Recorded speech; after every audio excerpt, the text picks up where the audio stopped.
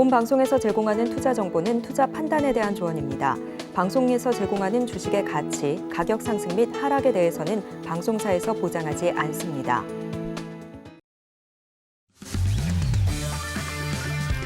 시청자 여러분 안녕하세요. 해외 선물 상황을 가장 빠르게 알아보는 시간, 해외 선물 신세계 리턴스의 김유정입니다. 이 한국 시간으로 10시 30분 미증시는 개장을 했고요. 지금 3대 지수는 하락세로 출발한 모습 보여주고 있습니다. 이 연준의 베이시북 공개를 하루 앞두고 미국 연은 총재들이 계속해서 매파적인 발언들을 쏟아내고 있습니다. 이 제임스 블러드 연은 총재는 미국 정책 금리가 현재 수준보다 0.5%포인트 더 높은 5.5에서 5.75%가 돼야 되고, 이 SVB 사태 이후에 급등했던 이 세인트루이스 연은의 금융 스트레스 지수는 정상 수치로 돌아왔다고 말했는데요. 라파엘 보스틱 애틀랜타 연은 총재는 이 현재 인플레이션이 높기 때문에 금리를 추가 인상한 이후에 장기간 동결해야 한다고 말했습니다. 이에 시장에서도 이 연말 금리 인하폭에 대한 기대가 낮아지면서 이 미국채 2년물의 금리가 4.2%까지 반등했는데요. 현 상황에서 우리가 주목해야 하는 것은 무엇일까요? 여러분이 궁금해하는 투자의 모든 것들 오늘도 우리 방송 통해서 함께 할 테니까요. 끝까지 함께 해주시기 바라겠습니다. 그럼 오늘 함께하는 마스터 지금 바로 화면으로 만나보시죠.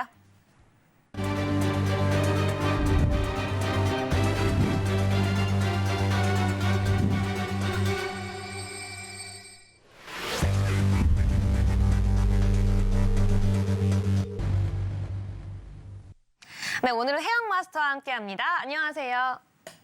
네, 우리 시청자분들께도 인사 부탁드릴게요. 네, 갑작스럽게 수요일 날 나온 해왕입니다. 네, 지금 시장이 굉장히 좋죠, 여러분들. 예, 뭐 제가 일전에 계속 얘기했다시피 뭐 시장에 대한 바닥을 찍었다. 그 이유와 근거에 대해 설명을 했는데 그 근거가 조금 더 명확해지고 있는 시기인 것 같아요. 네. 미국 쪽에서는 이제 긴축을 추가적으로 진행하기 힘든 여건이 완전하게 마련이 됐고, 아무래도 미 국채와 연관성이 높은 증시가 영향을 굉장히 많이 받는 시기입니다.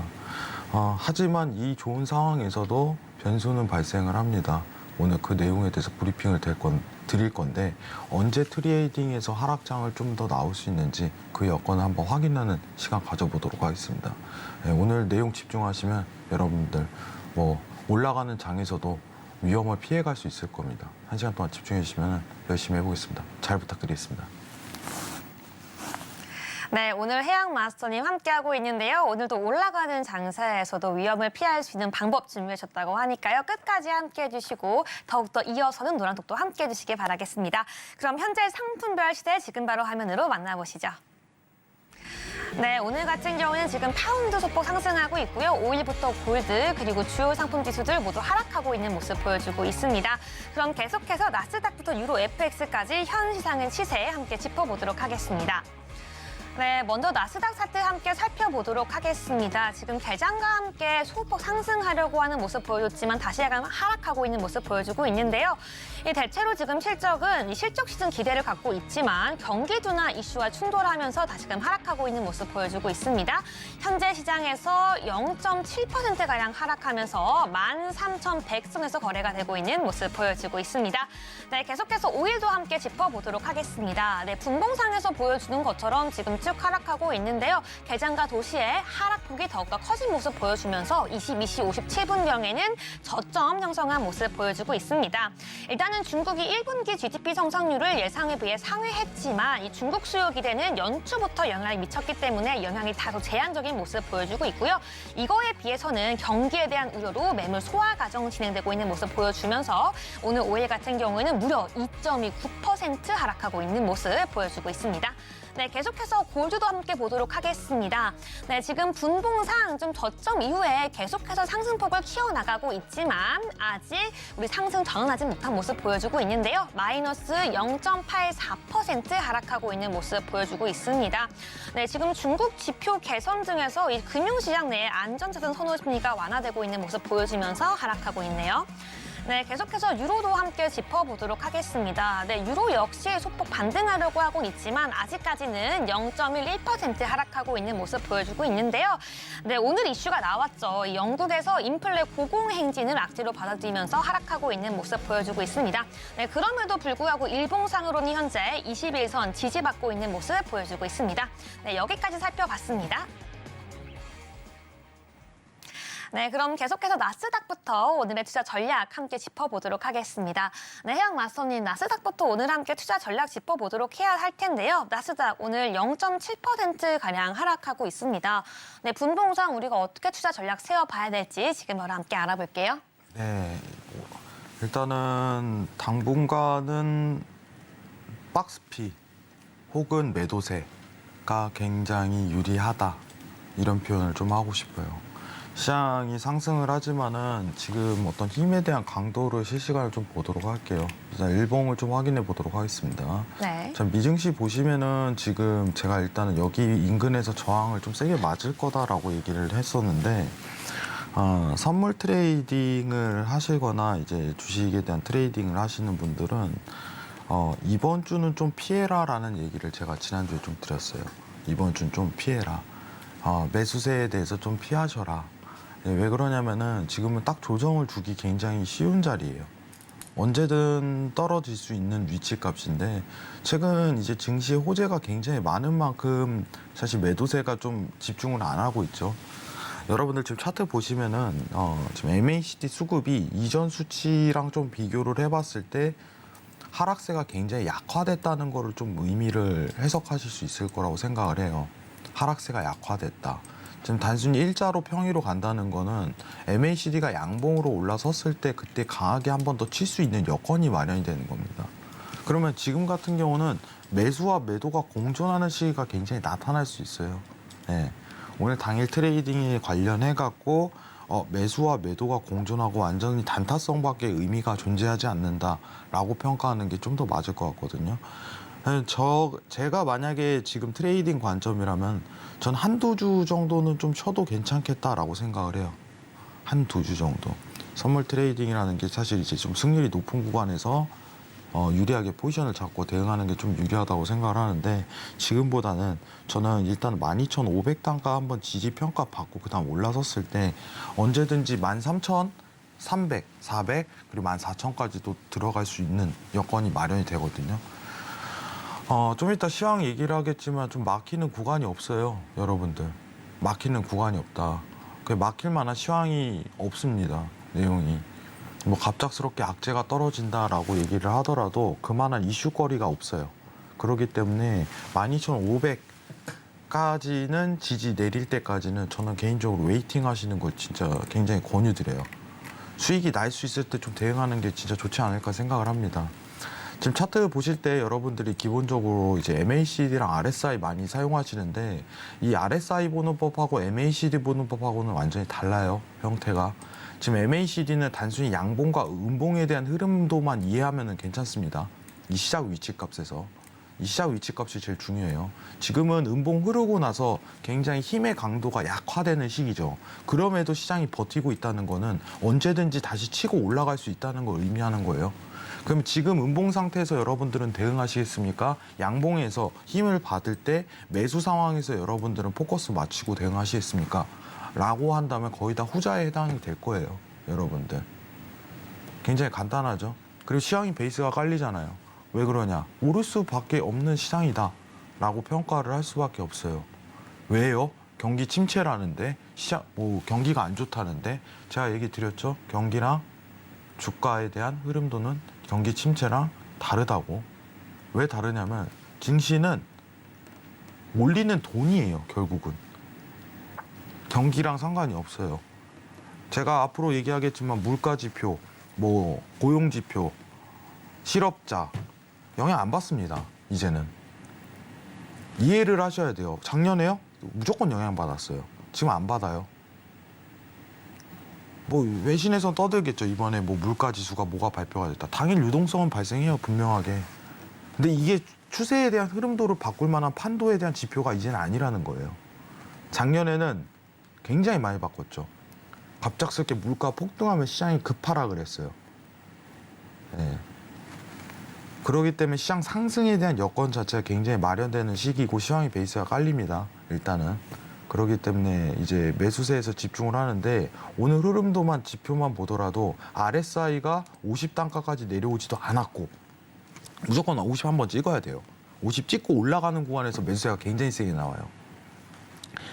여러분들이 아셔야겠지만 이 지표 보는 방법이 다 달라요. 예, 이해를 하셔야 돼요. 차트를 보실 때도. 예. 그러면 저는 제가 보고 있는 어떤 지지에 대한 구간은 12,500. 1차로 먼저 12,800, 2차가 12,500이에요. 여기 지지선까지는 내려와야지 그 다음부터 지지 반등 이후에 매수 기회를 포착하는데 오히려 그때 공격적으로 대응하시는 걸 저는 추천드려요. 그때 지금 조금 보수적 대응으로 관망을 하시거나 아니면은 단기 트레이딩 틱 차트 위주로 트레이딩을 하시거나 그게 오히려 수익성이 날 가능성이 굉장히 높습니다. 예, 결론적으로 좀 얘기 드릴게요. 예, 이번 한 주 좀 관망하시는 걸 추천드리도록 하겠습니다. 이상입니다. 네, 나스닥까지 우리 투자 전략 함께 짚어봤는데요. 현재 이 박스권 장세 이어가는 모습 보여주고 있습니다. 특히 오늘 시장에서 매수와 매도 모두 보여주고 있는데요. 네, 지금 현재 자리가 이 조정을 받을 수 있기 때문에 이번 주 한 주까지는 관망 의견 주셨습니다. 그리고 12,500포인트까지 떨어지고 지지를 받는 건 확인한 이후에 그때 다시 한번 전략 세우자고 말씀해 주셨습니다. 네, 그럼 계속해서 5일도 함께 짚어보도록 하겠습니다. 5일 같은 경우 오늘 좀 큰 폭으로 하락하고 있죠. 2.47%가량 하락하고 있는 모습 보여주고 있는데요. 오일에 대한 전략도 함께 들어보도록 할게요. 제가 지난주에 그 얘기했어요. 앵커님 좀 기억하실 수 있겠지만 감산을 해도 매수를 보면 안 된다. 네. 예, 감산을 해도. 지금 결과가 좀 드러나고 있죠. 조금씩. 예. 우리가 감산이라는 것 자체는 사실 이제 유가에 대한 상승 원인에 해당이 되지만은 지금 차트를 보시면은 감산 이후에 갑작스럽게 이제 75달러 내외에서 80달러까지 주말 사이 한 번에 치고 올라갔죠. 근데 오펙에서 실제로 감산한 양이 굉장히 적었다 이 얘기예요. 주말 사이에 나오는 이슈기 때문에 시장 반영이 선반영이 됐지만은 언제든지 떨굴 수 있을 만한 내용으로 나왔단 말이에요. 그러면 제가 지금 80달러 내외에서 여러분들 얘기를 드리는 거는 뭐냐면은 지금 매수를 보지 마시고 저 같으면 85달러 내외에서 매도를 보겠어요 라고 평가를 했어요. 차라리 기다렸다가. 왜냐? 시장 영향이 굉장히 적을 거니까. 그게 뻔히 보이니까. 레인지 자체가 이번에 감산하더라도 85달러에서 70달러예요. 그래도. 왜냐하면 폭발적인 감산이 아니거든요. 그러니까 이해가 필요해요. 굉장히 유가에 대해서. 어쩔 수 없는 감산 수순이었기 때문에. 그리고 차트 순응이 내려가는 게 뭐냐면은 일단은 갭이 발생했단 말이죠. 무슨 뜻이냐? 76달러, 5달러까지 쉽게 내려올 수 있는 차트란 말이에요. 내용 대지, 차트 대지. 그럼 저 같으면 매수 보겠습니까? 안 봐요. 다른 유가 보시는 분들은 뭐 갭 상승해갖고 깜짝 놀랐을 거예요. 와, 이거 되게 감산했네, 갑작스럽게. 뻔한 감산이었다 이거예요. 뻔한 감산. 예상대로. 누구나 예상할 수 있지. 그 시기에 대한 문제였지. 근데 갭이 발생하고 시장 반영 다 끝났고 양 적고 내려오는 거예요. 그대로. 지금 저항 맞았죠. 예. 85달러 내외에서 저항 맞고 그대로. 제가 지난주에 보여드렸던 채널링하고 똑같아요. 저항 맞았죠. 지금 여기 자리 보세요. 저항 맞았죠. 네. 이거 저항 맞으면 어쩔 수 없어요. 이거 못 들어요 지금. 여러분들. 그럼 어떡하시겠습니까? 지금 차트 MACD 한번 볼게요. 수급 뒤바뀌려고 하죠. 예. 매도세 더 들어간다 이거예요. 매도세. 자, 근데 오늘 당일 수급 보면은 오늘 굉장히 세죠? 유가가 좀 차트가 세게 드러났습니다. 사실 유가 트레이딩은 저는 좀 제가 추천드리는 거는 18시 이후예요. 나스닥은 보통 이제 우리가 개장하고 나서 2시 30분 이때 시작을 하죠. 네. 그때부터 좀 이제 밤샘 어떤 트레이딩을 좀 진행을 하는데 유가, 골드 이거는 저는 개인적으로 18시 이후에 좀 추천드리는 편이에요. 그때 이제 추세가 굉장히 잘 나오고 이제 미장에 대한 영향보다는 오히려 유럽장의 영향을 굉장히 많이 받는 상품이다. 예. 그렇기 때문에 지금은 추세가 다 나왔다. 당일 추세가 다 나왔다. 예. 지금 미장은 이제 시작이지만 미장은 그렇기 때문에 앞으로 매도세에 대해서 저는 이번 한 주 계속 집중하시는 걸 굉장히 추천드리는데 지금 보시려면 다시 $80 내외까지는 좀 접근을 해야 된다. 이런 평가를 좀 내리는 게 더 맞을 것 같아요. 네, 뭐 부득이하게 매도세에 앞으로 좀 집중을 하지만 이건 내일부터 해도 괜찮습니다. 예, 거기에 좀 포커스 맞춰 트레이딩 하시는 게 제일 좋을 것 같아요. 유가는 트레이딩하기 좀 나쁘지 않은 것 같아요. 유동성도 좀 펼쳐지는 상황에서 뭐 이제 시황 근거, 베이스 그리고 차트까지 확실하게 열리니까 당분간 매도세에 좀 집중하시는 걸 추천드리도록 하겠습니다. 이상입니다. 네, 유가에 대한 트레이딩 전략도 함께 짚어봤는데요. 지금 이 단기적인 감산 이슈로 이 $85 선에서 저항받고 하락하고 있는 모습 보여주고 있습니다. 네, 당분간은 이 매도세로 전략 짚어주셨는데요. 이 $75 도달까지는 당분간 지켜볼 것이라고 말씀해 주셨습니다. 네, 그럼 계속해서 이 골드도 함께 짚어보도록 할게요. 네, 골드 같은 경우에는 지금 하락하고 있네요. 0.62%가량 하락하고 있는데요. 골드에 관련 전략도 함께 짚어볼게요. 네. 금은 사실 이제 매수 봐야죠. 네. 매수 봐야 되는데, 금은 매수 봐야 되는데, 지금 조금 들 내려왔어요. 예. 단가 표현을 좀 드리도록 할게요. 예. 1972포인트, 1972포인트. 여기에서 지지 받고, 그 다음 재매수세 돌입하세요. 그게 제일 유리합니다. 오늘 뭐 굉장히 유동성이 많이 흐르지만, 저는 달러가 다시 내려간다는 주의가 굉장히 강합니다. 이건 달러 베이스 상품이기 때문에 지금 시장 제일 영향 많이 받는 게 근데 지지 받을 수 있는 구간이 1972입니다. 1972. 여기 포인트 자체 집중하시는 게 제일 좋아요. 골드 포인트 자체를. 여기서부터 매수를 좀 강하게 연결하시는 건 나쁘지 않아요. 조정 올 만큼 왔어요. 최근에 골드 흐름도 자체가 굉장히 강세였다가 요 며칠 사이 조정적인 흐름이 굉장히 강화되거든요. 완전히 저점 평가를 조금 구간을 만들 수도 있는 자리가 저는 모색이 될 것 같아요. 사실 지금 보면 RSI도 50 인근에 접근을 했죠. 한 번 더 떨구면 1972포인트 지지 확인 후 그때부터 강하게 매수세. 오늘은 안 올 가능성이 높아요. 오늘은. 근데 좀 확실한 자리가 저는 조금 선호하는 편이기 때문에 여기 올 때까지 저는 기다렸다가 지지받고 그 다음에 대응하시는 걸 좀 적극적으로 추천드리겠습니다.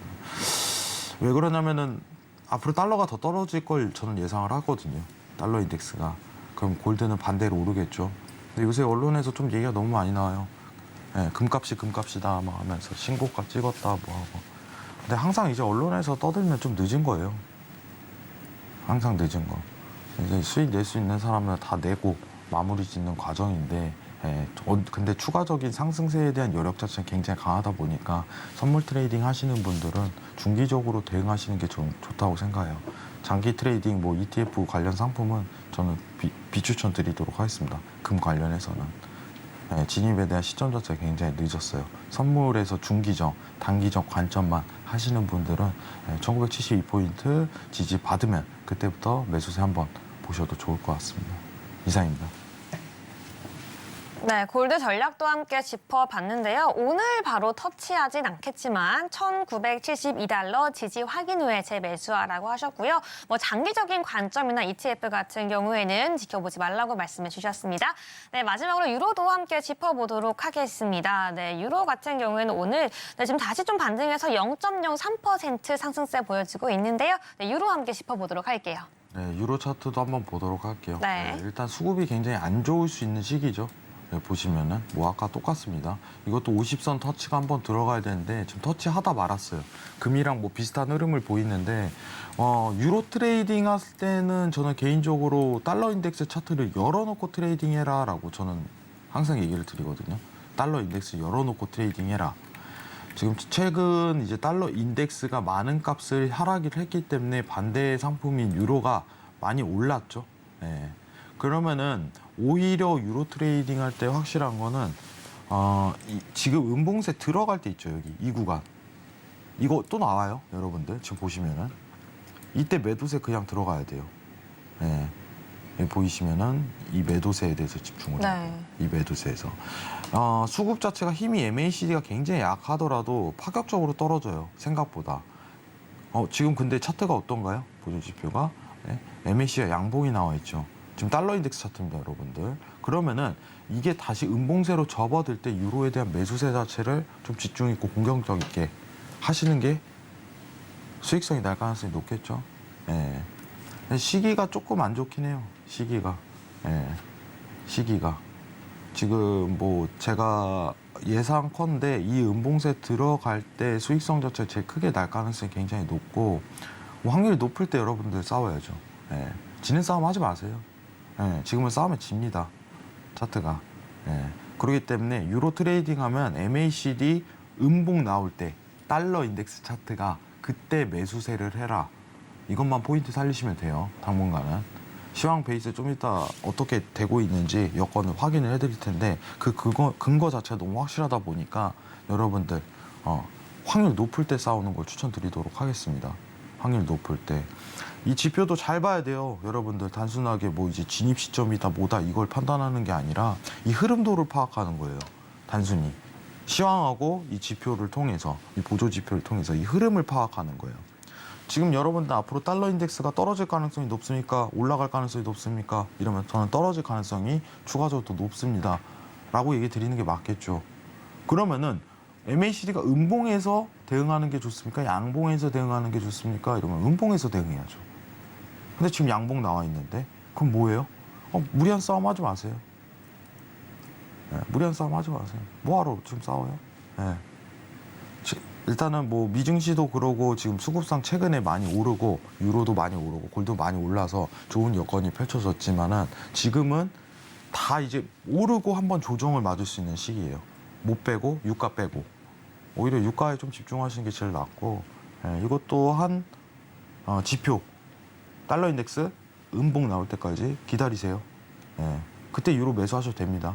아까 골드랑 같은 이치일 거예요, 여러분들. 이것만 판단하시면 됩니다. 이상입니다. 네, 여기까지 나스닥부터 유로 FX까지 투자 전략 함께 짚어봤는데요. 방송 이후에도 시장의 흐름 정확하게 짚어가고 공부까지 함께 할 수 있는 방법이 있죠. 지금 바로 핸드폰 기본 카메라 켜서 앞에 있는 QR코드 스캔해 주셔야지 오늘도 해왕 마스터와 함께 할 수 있는 기회 잡아갈 수 있으니까요. 지금 바로 핸드폰 기본 카메라 켜서 함께 해주시길 바라겠습니다. 네, 그렇다면 이번에는 오늘 시청자들이 가장 관심 있게 봤던 뉴스와 함께 점검해 봐야겠죠. 글로벌 핫이슈 지금 바로 화면으로 만나보시죠. 네, 첫 번째 뉴스입니다. 이 세계 최대 헤지 펀드인 미국 브릿지워터의 창업자 레이 달리오는 세계 경제에서 달러화의 지배력이 점점 줄어들고 있다고 진단했습니다. 현재 달러화가 전 세계 무역 거래 결제의 88%를 담당하고는 있지만 무역 거래에서 중국 위화나 사용 비중이 높아지고 있기 때문에 달러화의 지배력이 흔들리고 있다고 설명했는데요. 또 중국이 브라질이나 카자흐스탄, 파키스탄 같이 위화나 거래 조약을 맺고 있는 상황 속에서 러시아에 대한 서방 국가들의 제재는 유로화와 달러화의 사용을 막으면서 달러화에 대한 수요를 악화한다고 덧붙였습니다. 네, 다음으로 두 번째 뉴스입니다. 이 우에다 가즈오 일본은행 총재는 국제 매입이 재정 지원이 아닌 금융정책 필요성에 의해 실시되고 있으며 2% 물가 목표 달성을 위한 정부와의 공동 성명을 당장 바꿀 필요는 없다고 말했습니다. 네, 마지막으로 세 번째 뉴스입니다. 크레딧 사이트는 부채 한도 문제를 놓고 협상이 제대로 이뤄지지 않고 있다고 지적했는데요. 미국의 국가 신용 등급이 하향 조정되었던 2011년의 사례와 비슷하게 귀결될 수 있다면서 금융시장이 혼란에 빠지고 경제에는 장기적으로 부정적인 여파가 나올 수 있다고 경고했습니다. 이들은 의회가 디폴트는 결국 피할 것으로 예상하지만 재무부의 현금이 바닥나는 엑스데이트의 조기 추정 시기가 6월에 시작되기 때문에 부채 한도가 변동성을 더 크게 유발할 수 있는 잠재적 시기가 다가오고 있다고 지적했습니다. 네, 여기까지 주요 헤드라인 함께 점검해 봤는데요. 이슈 하나씩 해양 마스터와 함께 분석해 보도록 하겠습니다. 네, 그렇다면 첫 번째 이슈 함께 이야기해 볼게요. 이 레이 달리오가 달러의 패권이 줄어들고 있다라고 말했는데요. 어떻게 보고 계시는지 바로 한번 이야기 나눠볼게요. 이건 조금 이제 역사적인 건데 네. 진짜 제가 이 부분에 대해서 사실 책을 좀 많이 읽었어요. 아, 네. 이제 화폐에 대한 패러다임 역사가 원래 이제 전 세계 일단은 어떤 기축 통화가 일전에는 파운드였잖아요. 그렇죠. 파운드였다가 이제 달러로 바뀌었는데 그 사례는 뭐냐면은 달러도 바뀔 수 있다는 사례거든요. 뭐 일단은 뭐 앵커님이나 저나 살고 있는 동안은 달러가 기축통화였겠지만 네. 우리가 살고 있는 동안 앞으로 기축통화 바뀌어도 전혀 이상할 게 없다는 거예요. 근데 일단은 확률적으로 제가 미국이 지는 싸움을 본 적은 없어요. 역사적으로도 지는 싸움을. 지금 일단은 레이 달리오에 대한 말은 저도 하고 싶은 말이에요. 네. 자, 지금 여러분들 우리가 이제 페드에 대한 어떤 자산이라고 제가 평가를 했었죠. 우리가 2008년 리먼 때부터 해갖고 어떻게 보면은 이제 팬데믹 사태까지 지금 달러로 이게 어떻게 보면 연준의 채권 매입량인데 결국은 무슨 뜻이냐면은 연준이 채권을 매입할 수 있다는 기본 근거는 연준이 달러를 찍어낼 수 있기 때문에 그러면은 페드에 대한 자산 형태는 결국에 시장에 대한 달러 공급량하고 똑같다. 이런 이치가 되겠죠. 근데 그 규모가 이제 경단위를 찍은 거죠. 경단위. 예. 팬데믹 기간 동안만 이제 5천조에 대한 달하는 달러량을 찍어냈는데 그러면은 이제는 시장에 대한 어떤 공급 2008년 이후에 찍어냈던 달러에 대한 양이 경단위를 넘어섰다. 자, 화폐에 대한 가치가 공급량이 넘쳐 흘러나게 되면은 그 화폐 가치가 굉장히 훼손되고 있어요. 말도 못할 정도로. 미국은 분명히 위기가 오겠죠. 저는 온다는 주의가 굉장히 강합니다. 이번에 웃긴 사실은 막 은행권 관련해서 사태 터지고 나서 문제는 연준은 또다시 달러를 찍어내고 있는 상황, 아이러니한 상황을 왜냐면은 연준은 할 수 있는 게 그거밖에 없어요. 무기가치, 자기네들이 달러를 보유하고 있다는 내용밖에 없기 때문에. 근데 시간이 흐르면 흐를수록 달러로 찍어서 방어하는 거는 한계가 있는 거죠. 예. 미국 채권이 무너지게 된다면은 연준은 뭔가 제스처를 취할 거예요. 제가 일정 강연에서 그 얘기를 했었어요. 종이 쪼가리에 대한 어떤 화폐, 종이에 대한 화폐 자체 시대 패러다임이 한번 우리 시대 때 변화가 한번 드러날 거라고. 지금 CBDC 관련해 갖고 이제 개발을 착수하고 있고 연준이든 하느니든 동시다발적으로 진행을 하고 있어요. 하느니 적극적으로 거의 시도를 하고 있죠. 예. 뭐 그거는 여러분들이 어떤 검색을 통해서도 확인을 할 수 있습니다. 근데 그거를 준비하는 태도는 뭐냐면은 이 달러에 대한 패권 방어에 대한 의미 자체가 굉장히 크다라고 해석을 할 수 있어요. 자, 그러면은 지폐에 대한 추가적인 생산을 막으면서도 CBDC에 대한 발행을 통해서 긴축 통화를 유지할 수 있는 여건 자체를 마련할 수 있는 게 오히려 상황이 펼쳐지는 거죠. 그러면은 달러 패권은 줄어들고 있습니다. 예, 중국 쪽에서도 굉장하게 위협이 들어가고 있고 유로는 안 돼요. 유로는 기축 통화가 될 수가 없어요. 왜냐? 네. 너무 이 형태 자체가 안 좋아요. 그러니까 제가 유로존 친구들을 보면요. 일을 못 해요. 그래서 어떻게 이렇게 일을 처리하지? 라고 할 정도로. 뭔가 이제 미국에 대항하기 위해 자기네들끼리 연합을 맺은 건데 뭐 브렉시트니 영국도 나가버리고 얼마나 이제 단합력이 없어요. 이거는 질 수밖에 없는 싸움이고 중국 쪽에서 굉장히 위협을 받고 있는데 일단은 기축통화에 대한 달러 패권이 줄어든다기보다는 시장에 대한 어떤 화폐 패러다임 변화가 저는 들어갈 가능성이 굉장히 높다고 생각을 해요. 그 시기가 이제 금융위기가 왔을 때인데 뭐 패권은 계속 줄어들고 있습니다. 근데 이 달러에 대한 발행량이 너무 많기 때문에 더 이상 이제 달러에 대한 어떤 가치적인 부분은 크게 훼손되고 있다라고 평가하시는 게 좋을 것 같아요. 근데 지금 위기는 아니에요. 지금 달러 패권이 줄어들고 있다. 해왕님 그러면 지금 이번 달 시장에 영향을 끼칠까요? 다음 달 시장에 영향을 끼칠까요? 이번 분기 시장에 영향을 끼칠까요? 예, 안 끼칩니다. 그냥 알고만 있으시면 돼요. 네. 예, 알고만. 지금 달러에 대한 발행량이 이 정도다. 어마어마하구나. 그러면은 나중에 화폐 패러다임 변화가 우리가 최근 근시일 내에 좀 들어설 수 있는 경우의 수가 굉장히 있구나. 이 정도만 여기시면 돼요. 왜냐? 앞으로 연준이 어떤 행보를 보이냐가 중요한 거니까.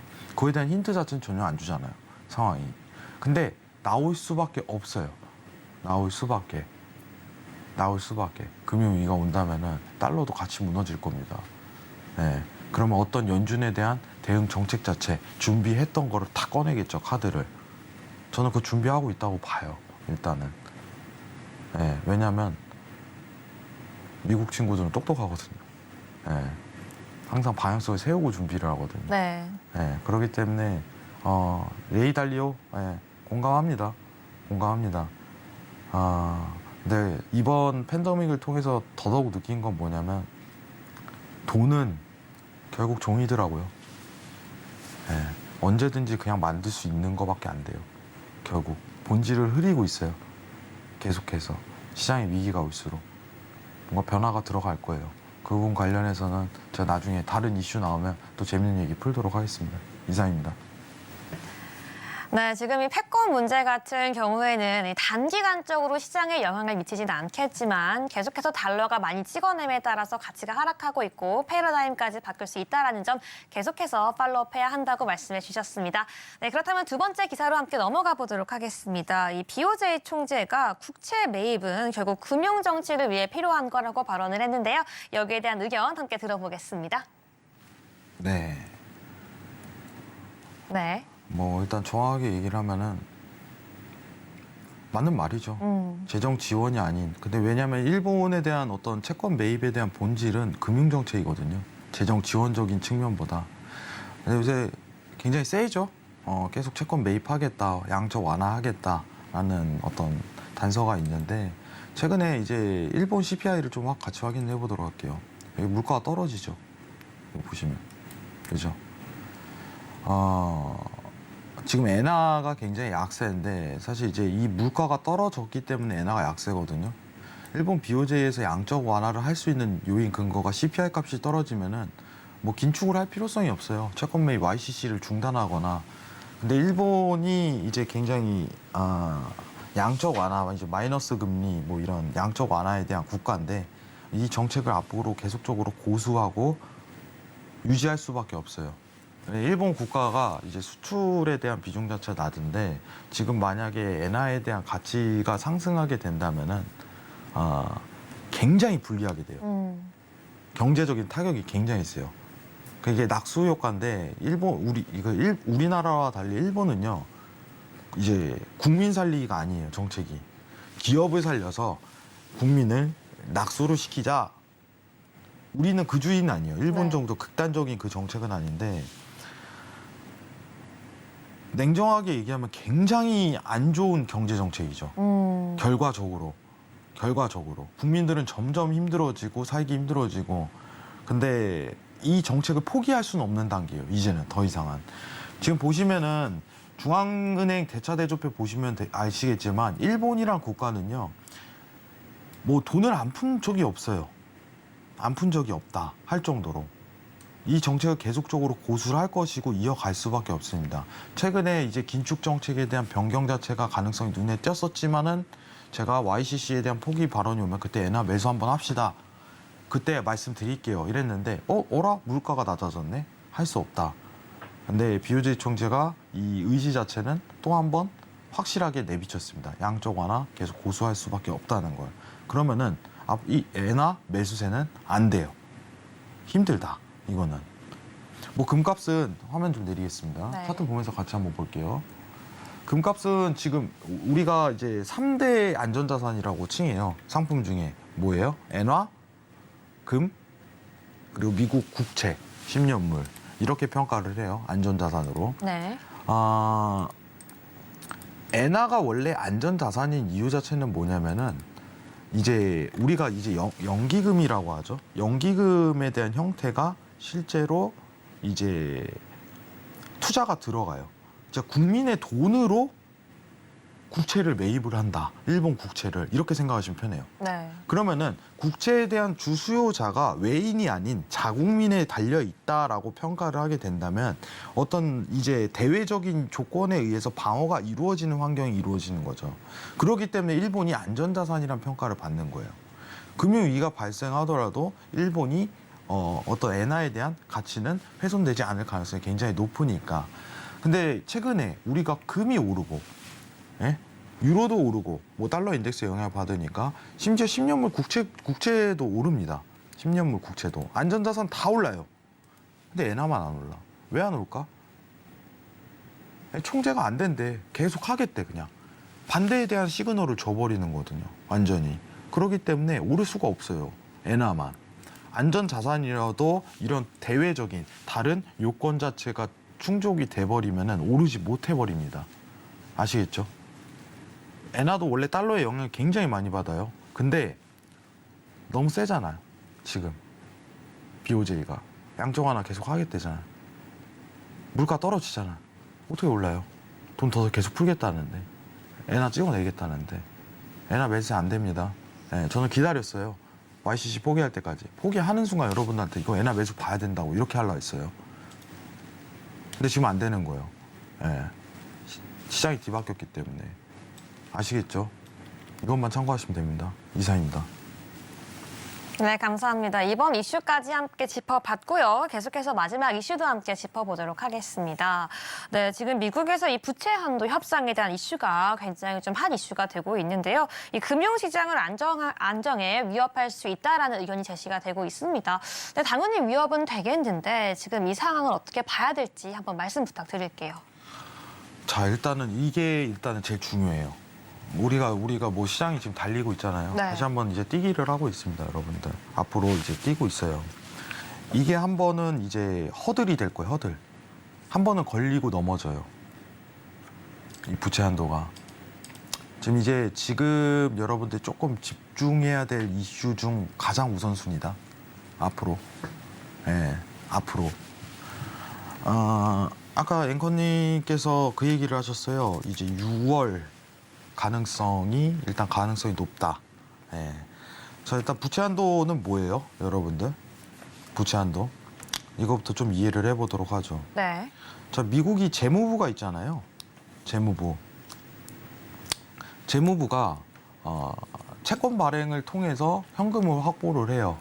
근데 이 부채에 대한 한도점을 정해 놓는 거예요. 한도점, 한계점.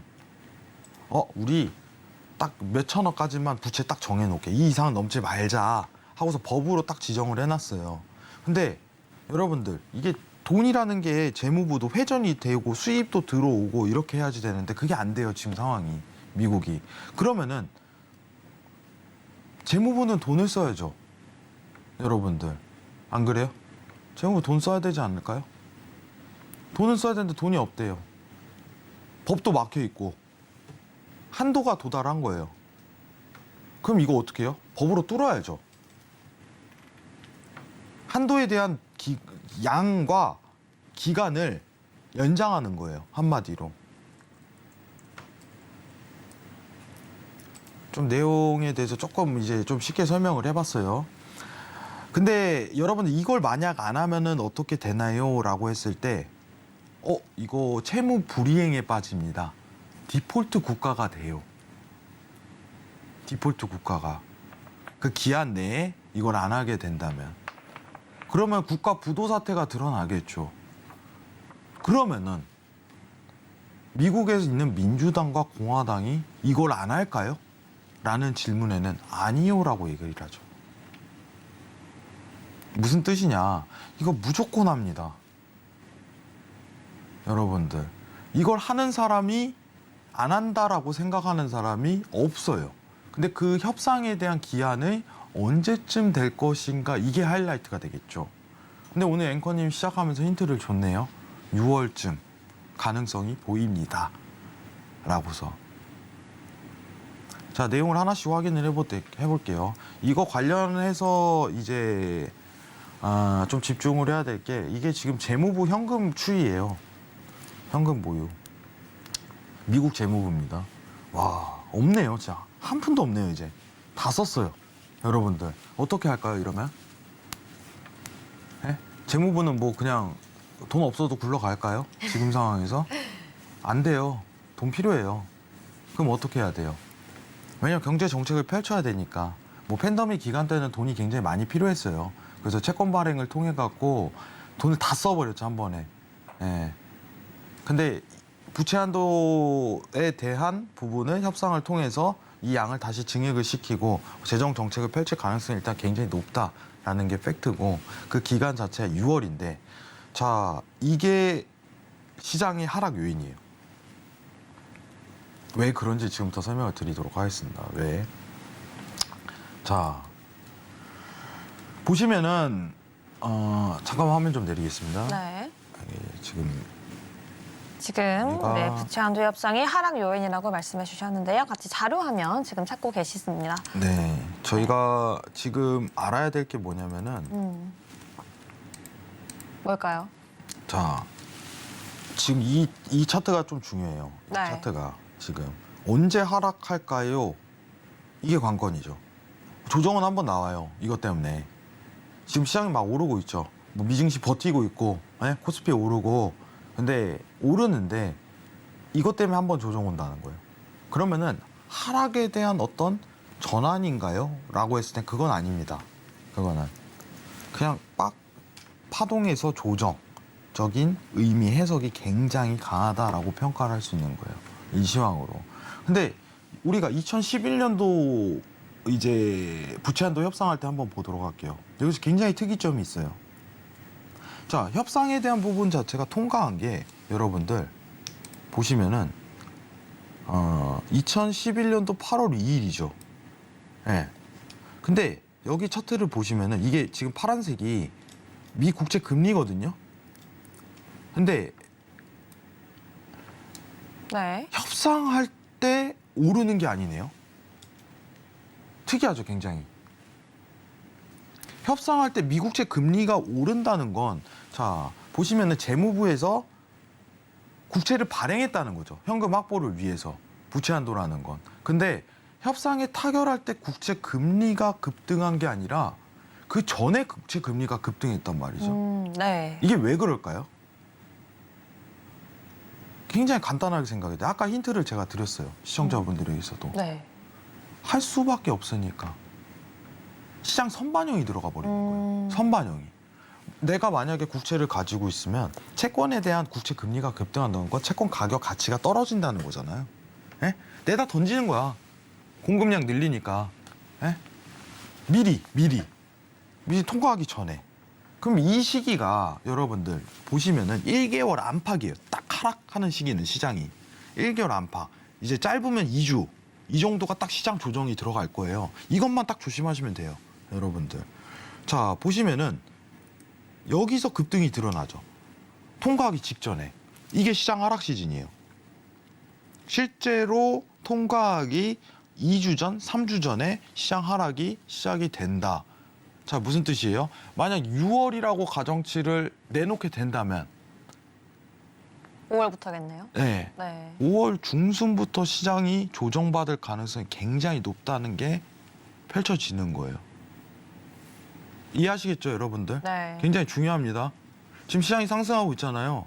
이건 어쩔 수가 없어요. 국채를 공급해버리기 때문에 국채 금리가 단기간에 올라가 버려요. 누구나 할 걸 알고 있으니까. 한도를, 법안을 통과한다. 그러면 이때부터 국채를 늘리는 게 아니라 시장 사람들이 그때부터 던지기 시작해요. 미리. 왜냐? 안 할 수가 없으니까. 통과를. 다 알고 있으니까. 이게 긴가민가하면 안 던져요. 여러분들. 아, 이 부채 한도 통과할까? 안 할까? 이러면 안 던져요. 결과치를 보고 결과에 대한 후행성 지표로 나오지. 근데 이거는요. 저희 어머니도 알고 있어요. 네. 어머니 부채 한도 할 협상 수밖에 통과할까요? 그래 할 것 같아 이래요. 네. 네, 무슨 뜻이냐? 너무 뻔하다는 거예요. 아, 왜 그러냐면 미국이 망하니까 디폴트에 가니까 디폴트에 갈 수가 없기 때문에. 예. 그래서 그 시기에 대한 맹점만 잘 살리면 됩니다. 지금은. 자 그러면은 이 부채 한도에 대한 부분 자체를 여기 늘리겠죠. 이렇게 또 이 한대 여기 보시면은 부채 한도에 대한 부분을 이렇게 또 증액을 할 거예요. 이런 네. 식으로. 예. 그럼 미국 부채는 또 이렇게 슬금슬금 올라가겠죠. 또 쌓아가면서 유예기한도 설정하고. 근데 이거 말고는 방법이 없다 이거예요. 대안도 없고. 뭐 이 정도만 참고하시면 좋을 것 같고. 지금 보시면은 이제 지금 최근에 시장이 오르는 이유 자체는 굉장히 제가 간단하게 좀 설명을 드렸었죠. 국채 금리가 하락하고 있기 때문에 지금 시장이 오르는 이유가 뭐예요? 이게 하락해서잖아요. 이게. 예. 그러면은 하락 하락이 지금 지속적으로 앞으로 계속 하락할 거예요. 근데 부채 한도 때 단기 이슈로 다시 펌핑이 한 번 들어갈 거예요. 그때 시장의 조정이 드러난다는 거예요. 10년물 국채금리가. 하락에 대한 부분은 앞으로 굉장히 포커스 잡을 수 있어요. 왜 하락이 들어가냐? 자, 화면 좀 내리겠습니다. 자, 오늘 또 재밌는 걸 보여드릴게요. 네. 네.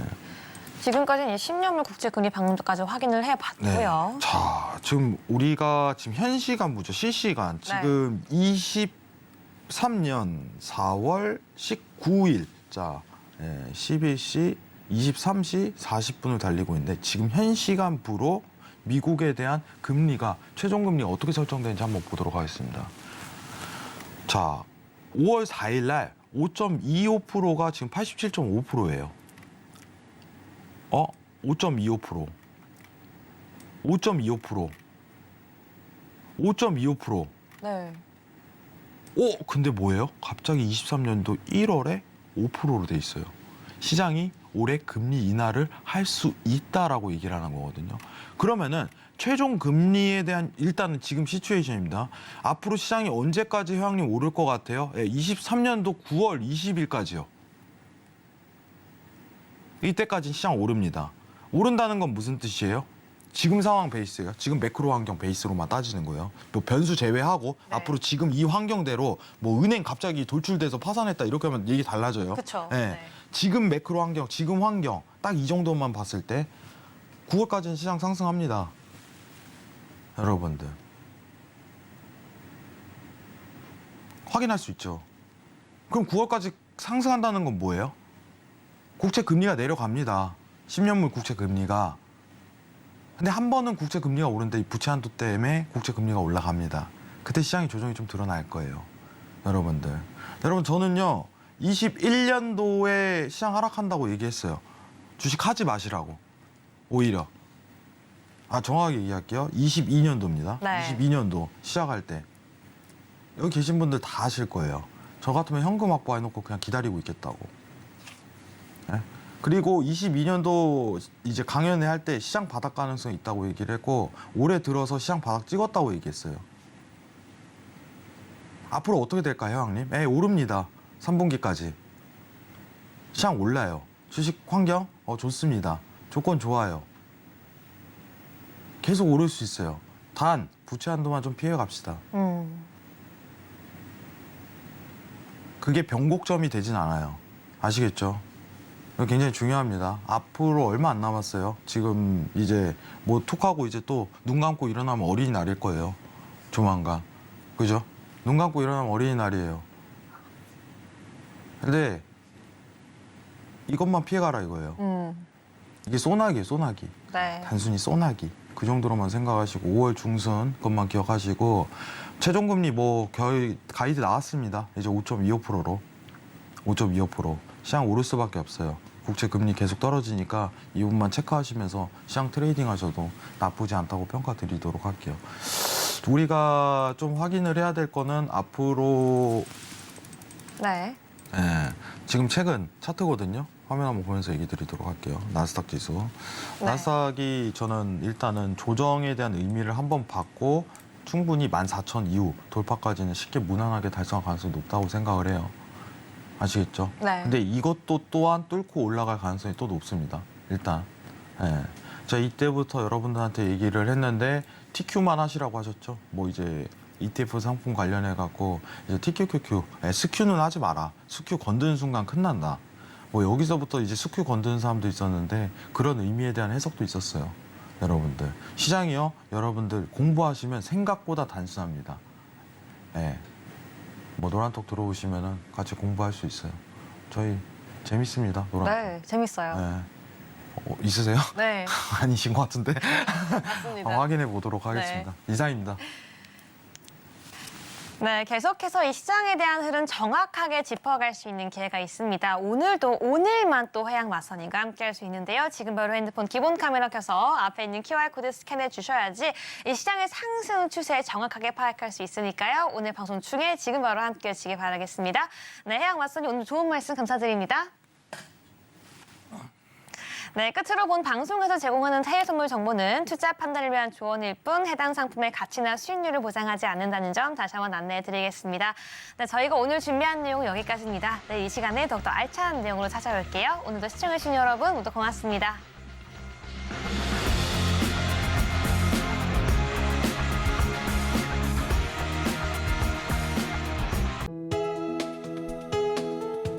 본 방송에서 제공하는 투자 정보는 투자 판단에 대한 조언입니다. 방송에서 제공하는 주식의 가치, 가격 상승 및 하락에 대해서는 방송사에서 보장하지 않습니다.